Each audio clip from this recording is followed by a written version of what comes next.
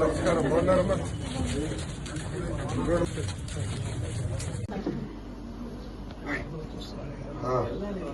Uncle దగ్గరికి వెళ్ళొద్దు అసలు.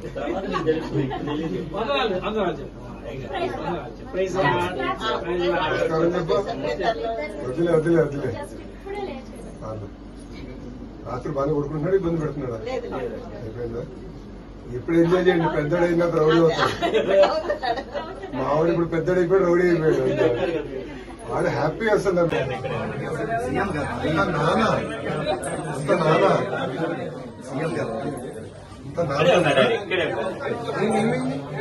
ఏం చేసిన చాక్లెట్ కావాలా?